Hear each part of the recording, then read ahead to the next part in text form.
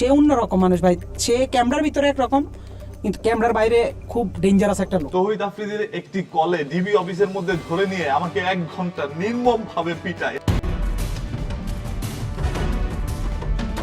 তৌহিদ আফ্রিদি, যাকে ইউটিউবাররা ভয় পায় বাঘের মতো, তার কথা মতো না চললেই বিপদ। রাগের মাথায় বেল্ট দিয়ে পেটানো ছিল আফ্রিদির নিয়মিত অভ্যাস।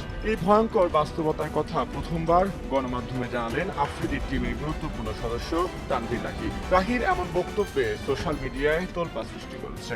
তার বেল্টের বাড়ি আমার তো বেশি কেউ খায়নি, তো বেল্ট খুইলা আমার কুত্তার মতো পিটাইতো।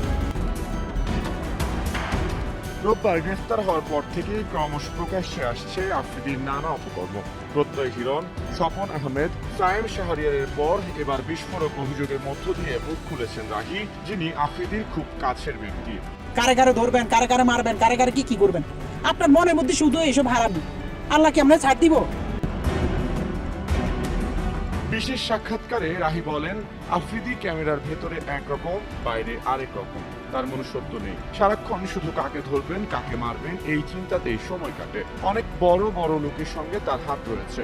ভিডিও কলে ভিপি নূরের সঙ্গে কথা বলিয়ে আফ্রিদি আমাকে বলেন, তুই সাবধানে থাকিস।